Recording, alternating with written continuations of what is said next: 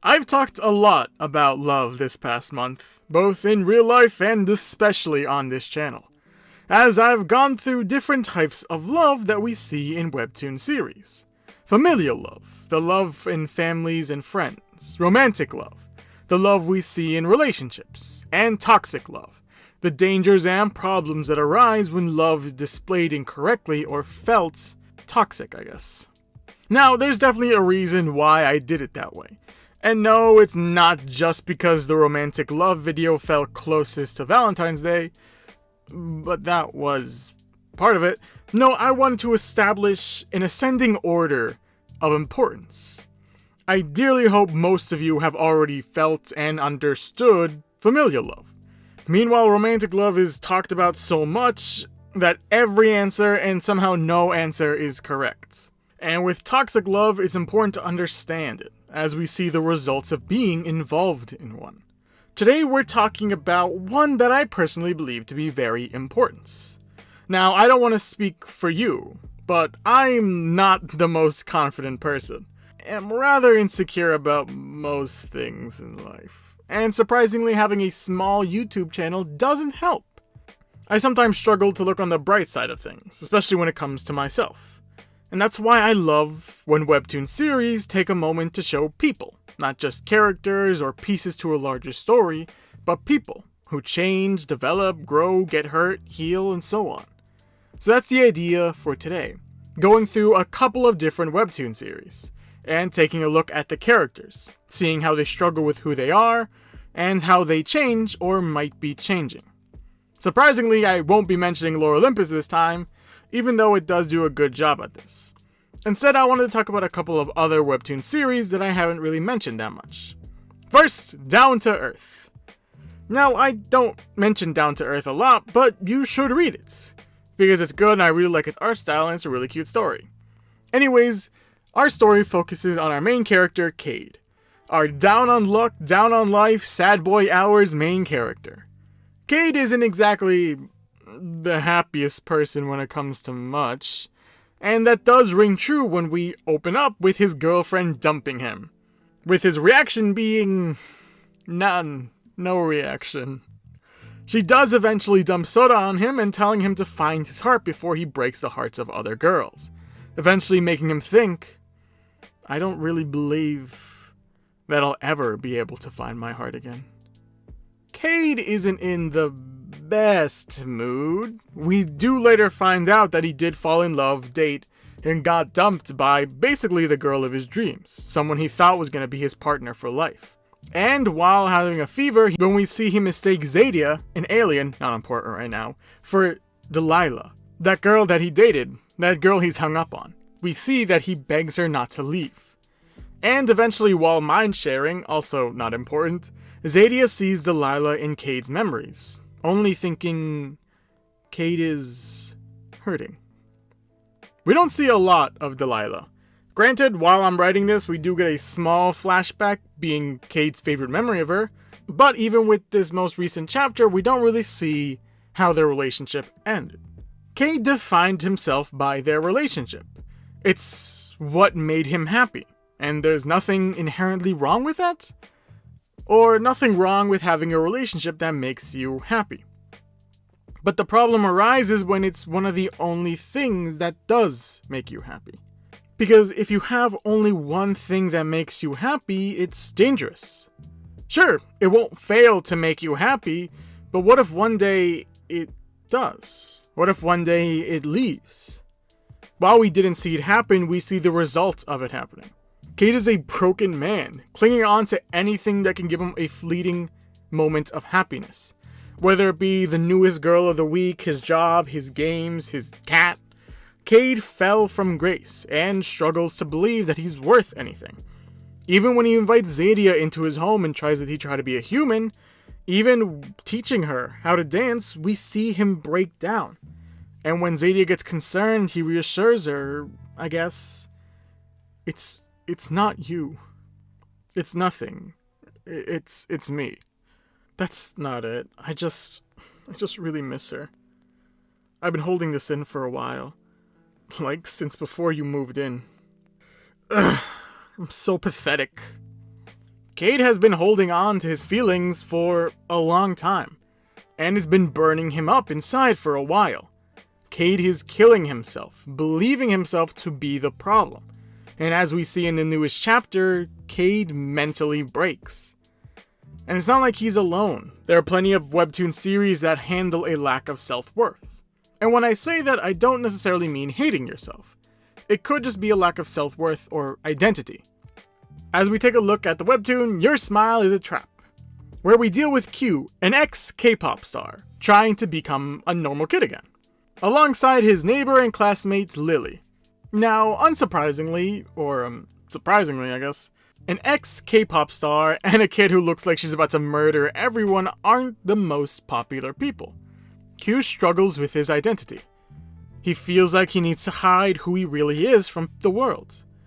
He's afraid that people are going to judge him based on his looks, as he remembers a time where his looks built him a reputation he didn't want.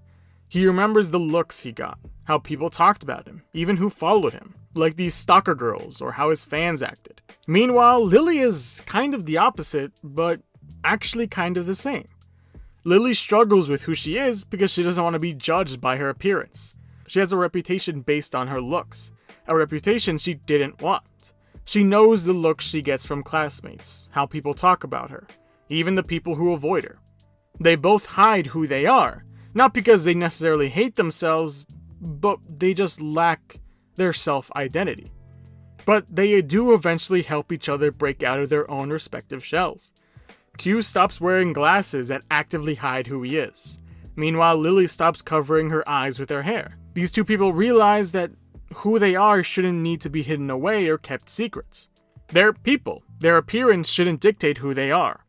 While Q is actually literally blinding, he isn't overconfident. He doesn't think he's better than everyone else. He just wants to be treated like a normal person. Meanwhile, Lily is the same. She wants to be treated normally, but due to people constantly judging her based on her looks, she gave up. She accepted the role in society, resigning herself to sit quietly in the background.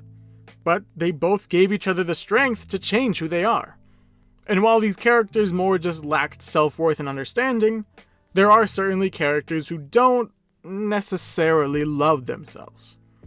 We don't have to look far to find these characteristics, as we can take a look at the series that I started this love series with, Cursed Princess Club. Cursed Princess Club is actually the perfect representation of taking stereotypes and throwing them on its head, especially when it comes from the titular Cursed Princess Club. Like the name implies, it's a club designed to help princesses who are cursed. It's actually pretty basic, now that I think about it. It's a group designed to help out princesses who are cursed. Princesses who have nowhere else to go. Princesses who are cast out from society, their family, their friends, their kingdoms. The princesses with the curses from the top of my head are Girl with No Eyes, Girl who transforms into bird, Old Girl, Lobster Hands Girl, Prince with the Crazy Hands, and their leader, Spider Girl, who can talk to spiders and turn to a giant spider during her period. All fun stuff. However, our main character, Gwen, isn't cursed. While she barely looks like a human, which isn't supposed to be an insult, she has green skin and hair, though hair color is always funky in this world. She has sharp, fang-like teeth, and while her siblings possess actual princess powers, like growing giant flowers, having cute little animals to help out, or just straight up glittering. What is it with these pretty boys that are literally shining? Anyways, with all her siblings being so Disney princess trademarked, Gwen isn't. In fact, when first meeting her arranged fiance, he doesn't really like her, and she's devastated, as it really hurt her, as she always thought she was just as beautiful as her siblings, and to hear someone say otherwise is incredibly hurtful. And we do see the result of people's words. As a sleepover with the Cursed Princess Club, she breaks down crying. Meanwhile, later on in the story, we see that looking into her reflection sometimes gives something other than her reflection. It gives her insecurities. A crack where her eyes are supposed to be whispering her insecurities to only her. What's interesting is at this moment, where she says, "What it's saying about me. It's true, isn't it? It hurts." so why can't I look away? But that's kind of what insecurities really are. They are dark ideas and truths. Things that you don't want to believe, but something in you thinks they're true. And it's something that you can't turn away from. There's definitely a reason why I wanted to talk about this type of love last. Like I said before, I think it's the most important form of love. These Webtoon series teach us a lot about self-love, but 3 main things I wanted to talk about. First, a lack of self-love can happen to anyone. From a princess to a cash register at Spenders. Anyone can have insecurities, problems within themselves, and a lack of identity. That our next two are kind of linked. How do we learn to love ourselves? I wish I knew. Self-love is easier said than done. It's not an easy thing to answer and let alone do. It's not only dependent on the situation you're in, but the kind of person you are. But these Webtoon series show us an answer. Not the answer, but an answer. Everyone here reaches out. Cade's breakthrough comes when he shows Zadia his pain. Q and Lily both reach out and help each other. And Gwen asks for wisdom and knowledge from people who understand what her pain is like. It's easy to assume that self-love solely comes from yourself, as it's in the name. But it's important to know that it helps when you surround yourself with people who want to help you. Which brings us to our last point. Self-love won't happen overnight. Look at these characters. Cade just let someone into his world and he broke down. Q and Lily are still confused on what it means to be themselves. And Gwen is still struggling with her reflection. Self-love isn't easy, and it takes time to fully develop and understand. These Webtoon series show that to us. Show us the mental struggles people go through. But they also show us people trying to overcome it. I have no answers when it comes to self-love, as it's something even I struggle with.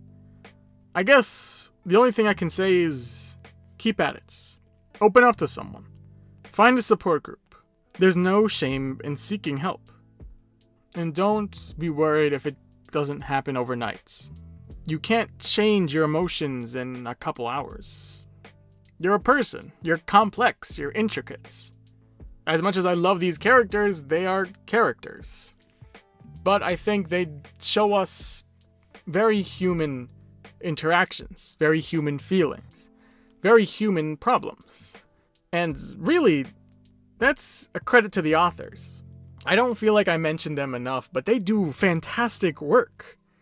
They show us all these problems, all the problems with friends, family, relationships, self-love. It's difficult to understand emotions, and it's difficult to portray them. But these authors do a good job of showing the worst parts about everything, right? I guess that's just what I think, though. What about you? Do you think these authors did a good job, or did I miss a webtoon that showed or tried to show self-love? Leave it in the comments below. But, like always, thank you for watching, and I hope I'll see you next week.